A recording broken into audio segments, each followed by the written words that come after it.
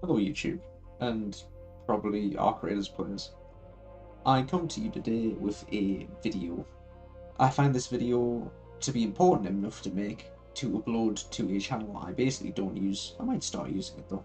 About some problems I'm having with the game. Now, do excuse the background footage. This is recorded on my second monitor, so my aiming is completely off. So I'll start off first by explaining a little bit who I am. Why should my opinion matter? I've been playing games for an extremely long time. Play a good variety of games, and my favorite shooter genre is by far extraction shooters. I have played a lot of different extraction shooters. I have played obviously Arc Raiders. Hunt Showdown is the one that I really got started on. I played Dark and Darker. Obviously, I've played Escape from Tarkov. I've also played The Cycle, God Rest Its Soul, and I've played Level Zero Extraction, which I did not care for. So I have a lot of experience playing a lot of these extraction type games. I know what works in these games, I know what doesn't.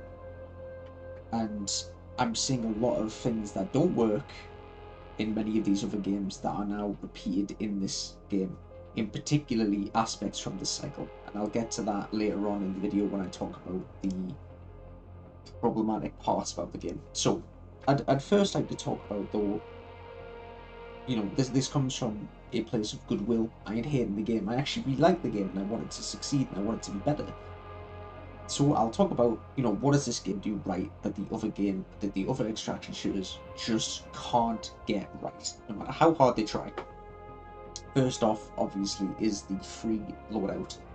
The free loadout is probably the best of all of them because it is a standardized loadout, and it's a full kit. It's not like in Tarkov where you get left with a beanie and a Toz.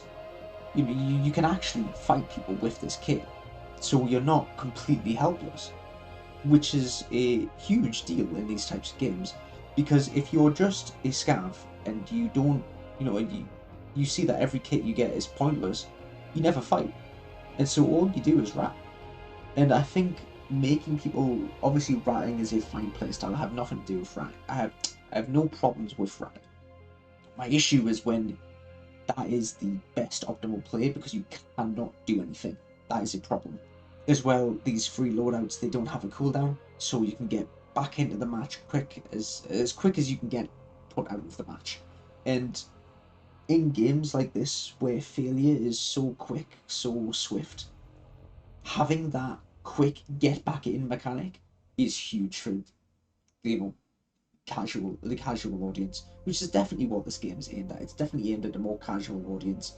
That's not to say it's bad, but I do think some of the aspects from it are hindering what this game could become. Other than this, obviously, I can't talk about Arc Raiders without talking about the PvE enemies. The PvE enemies are great, and one of the pillars of what makes a good extraction shooter is, are the enemies threatening? And I think the enemies in Arc Raiders are threatening enough. Not that my heart drops, but I really roll my eyes every time I get detected by a hornet. It's like, oh Christ, I have to deal with this. And I've only got a Kel or a Stitcher or whatever I have. And I think this is good. I think PvE enemies that make you want to run away instead of just, fighting them because you can, it adds a lot to the game. And it's something I really wish that, for example, Hunt Showdown did better. Hunt Showdown, you kind of just avoid the enemies more than run away from them. If you ever get spotted by them, you have to deal with them. There's nothing you can do about it. They run, pretty sure they run faster than you. It's been a while since I played. But anyways, on top of this, because of how good the Arc enemies are, it keeps matches fresh. There's always that threat over the horizon. Oh, bloody hell, there's a Stitcher coming this way. Do we shoot it or do we not? And hopefully we don't get detected so the whole map doesn't see. And it adds a lot of interesting factors to the game. But I'll move on to probably the bit I like the most about the game is just the movement. I think this has the best movement of all the extraction shooters that I've played because of some of the things you can do. You can climb basically anything. The zip line is a insane item. I love the zipline. I want more extraction shooters to do ziplines now. But also the ability to... I know it's not realistic, but the ability to jump off like 5-story roofs, but if you grab a ledge, you take no damage. It's so cool. It's so fun. And also the it's just a lot of fun, and it rewards these people who really want to learn the map. Now I'll come to the issues that I have with the game. First off, big title card, is there's zero real progression in the game. First off, the workshops are, if you are trying to build the workshop, you can build it easily. You can get all 3 workshops maxed out so easily. And so the reason that the workshops being built is, so the reason the workshops aren't important in progression is that the best items in the game are just low level items. So your Stitches, your Venators, your Fuse Grenades, this is stuff you can easily get. It's stuff you can easily build. You honestly, which workshop is actually worth getting to free? Maybe Explosive, if you want the wolf packs. Gunsmith. Not even Gunsmith, because all the epic weapons just aren't worth getting, and you can just use the secure container. Yeah, I don't know which workshop I would honestly care about getting level 3 anymore, now that I've done it. I just don't care. Level 2 and that's it. So why would I want to spend my time leveling the workshop to build a weapon that is just inferior to a weapon that has been nerfed and is still top tier? But I'll get to the Venator in a second, in the next section. But I want to talk about as well how pointless the quests are. I have, and you can see in the video, I have Celeste's Journal still on my quests. I've had that for a very long time because it bugged out on me. It bugged out on me and I can't complete it, and I'm waiting for like the pips on it to reset so I might be able to try it again. But to be honest, I don't think I'm going to bother. I don't think I'm going to bother trying, because I've looked at the quest rewards afterwards and it's nothing. It's all stuff I can easily find in-game. Why would I want to waste my time doing the quests? Oh, but it's fun. No. What's more fun is me deciding, okay, I'm going to go to the map, I'm going to go to a place, and I'm going to kill everyone that I see. So now that we have the workshop isn't really real progression, the quests are worthless. Let's talk about the skills. The skills are so wacky, I don't know who designed them. Well, I'm pretty sure by this point, all of you watching are probably aware that, the secure container breach is the best perk in the game. It's straight up just the best perk in the game. You can get purple items, you can get all sorts from it. It's, what are you doing if you don't have that perk? I don't think that perk is broken because it is broken, and it was, to be fair, before the nerf. The nerf is deserved. But even now, it's still miles ahead of every other perk in the game. And I'm talking about the major perks here. Minor perks is like, whatever, who cares? Major perks is where it's at. Let's look at mobility. I get to jump after a vault. Where in the game is this useful? At what point do I ever think to myself, man, if only I could just jumped after that vault? Sorry, I know one place, there's a point in Stella Montis where you can kind of jump on top of a thing if you want to camp and extract. But it's not very good. It's not crazy. It's not going to win you the game or anything. So we have that useless perk, which is useful in a single area on a single map. Let's move on to the conditioning. You can one-hit drones, the things that fly in the fucking sky, with your pickaxe. Who's going to take that? Who's going to take that in comparison to you just regenerate health? You get a free Combat Mark II, or however much it might heal. I think these perks need updated, and here's my solution. I'm going to start with the mobility and then I'll go to conditioning. So, mobility. I have spotted several points in the map, and you'll see one point in the video where I wish I had it. Where I wish I just had that extra jump distance. Just, oh man, if I could only reach that ledge, that would have been insane. That would have been so good. Make it into a perk. Let me run up the wall a little bit so I can just reach that little higher ledge. That is a perk worth taking, and that is applicable to a lot of maps, a lot of different situations.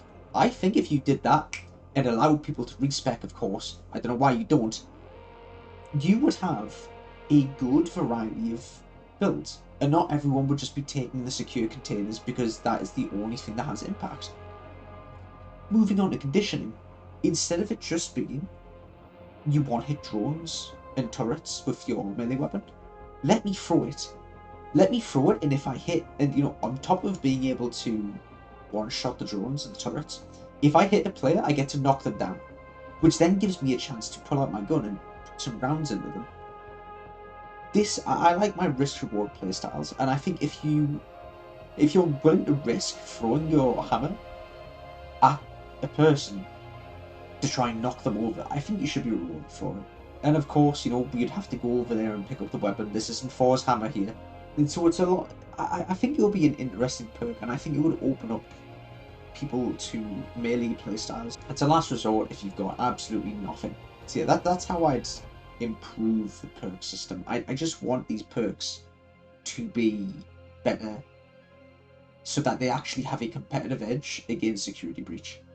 Because then you'll see this with a lot of the points I make, is that a lot of these things that seem broken aren't actually that broken, it's just that everything else sucks. So I will move on to blueprints, which is the only real form of progression in the game.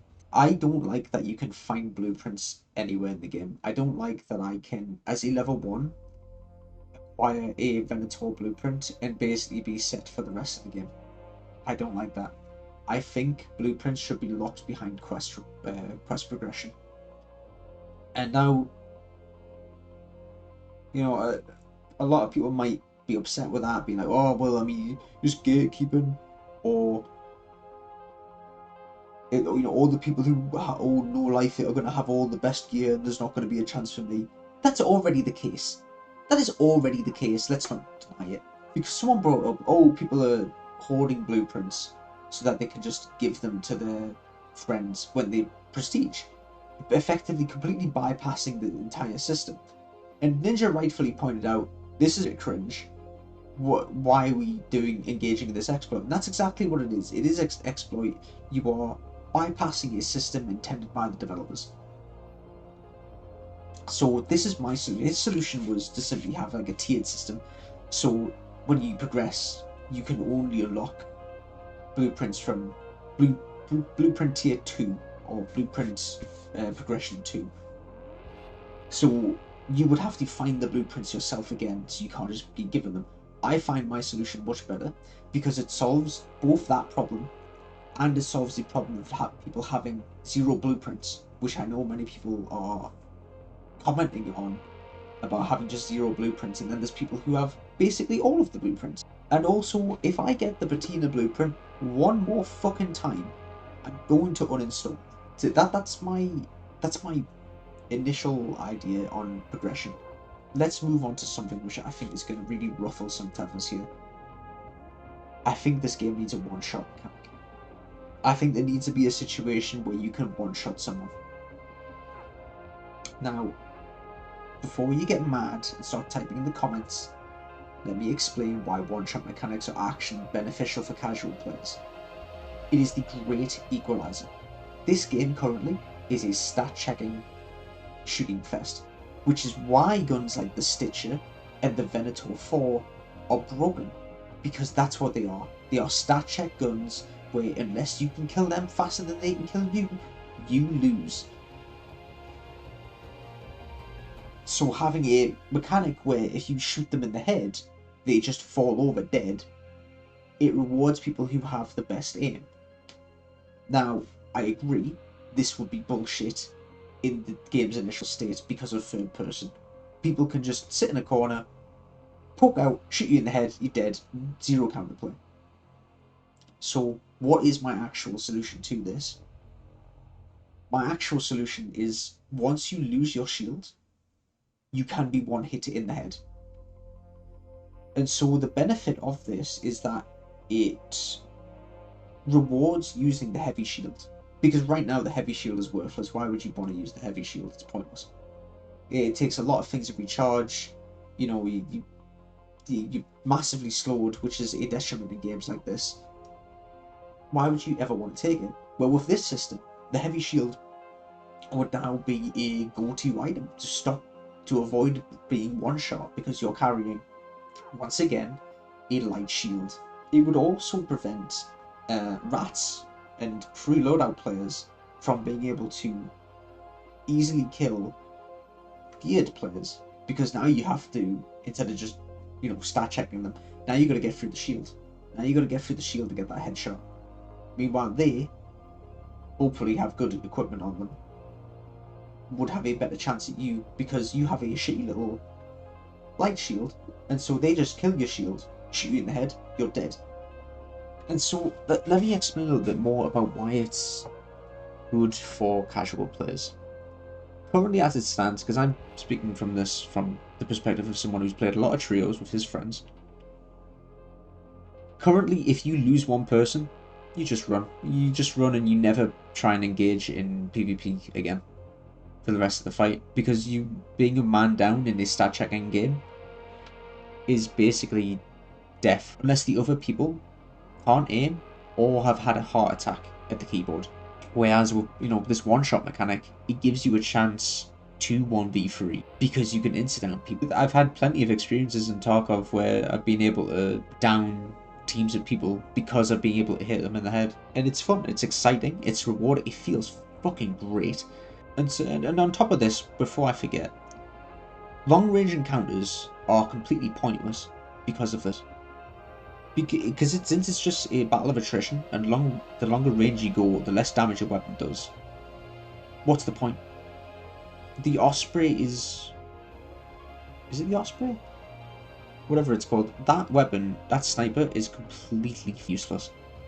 It really is. And it shouldn't be. It should be the go-to sniping weapon, as far as I'm concerned. It has a scope. But because of how the game is, and how it's just damage, and you hitting a head doesn't realistically matter, because they just duck behind cover, they heal up, they poke back out again, they shoot you, and you just kind of, you keep going like that until eventually someone comes in and third parties you. It's not engaging. And I'll move on to the last one, which I think is going to piss most people off. I think the game should remove its down but not out mechanic. It makes most fights completely pointless, in particularly, again, long range. Because if you down someone, their friend just ducks behind cover and then revives them, and it's like nothing really happened. Oh, but what if I push them? What if I push them? That's great, they can see you pushing, and then they just kind of open fire at you the moment you step out of cover, and now one of yours is down. And guess what? You also go behind the rooftop, and you heal up. And then they also go behind a rooftop and heal up. And it's like nothing happened. It was a non-fight. Because if you ever push, you are punished for it. The best solution in every single one of these fights is run away. Let them chase after you. Let them put themselves in a bad position that you decide. It's so annoying. And this would be different if it was just, if you get killed, you're out. Now, I'm not going to be brutal about it. I think that the defib should be usable on these downed people, but I think I'd change it so you can only stack it up to 1. You can only have 1 defib per stack, so that way you can't just carry 9 defibs and completely bypass, well, my intended mechanic. And so now fights become a lot more, you know, do we really want to sit on this rooftop and just trade fights? And, you know, risking one of us going down, because if you go down, well, there goes one of our defibs. Or maybe we don't have defibs, maybe that's just them out for the game. I think the game would be a lot better if we could punish people for bad plays. This game should reward people who position well. And I'm sorry, being able to just run across an open field and, you know, get downed and then hide behind cover and wait for your friend to come revive you. That's not that's not punishment. And I think punishment is another core pillar of what makes a good extraction shooter. I don't think it's a game that translates well into the casual space. And these casual players, they don't even want to play the fucking game. They're too busy on the Steam forums complaining about, oh, it's PvP in a PvE game. So yeah, that's just kind of my brief thoughts on the game, and some of my solutions on how to fix the problems that I've seen, because I've seen these come about particularly in the cycle, where that was also a very stat checky PvP game, where if your weapon was not of higher level or the same level of body armor that the other person had, you did substantially less damage.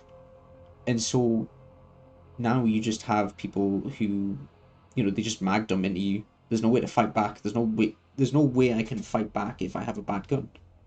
And that's what I feel like is happening in Arc Raiders. And I think the more that people progress and eventually hit this point that I'm at as well, and they just start PvPing like I do, I think that's when the game dies. And I don't think the resets are going to help. I think a lot of people are not going to reset. And those that do, they will get back to where they were exactly within a day. They will get exactly where they were within a day. It won't even be that difficult.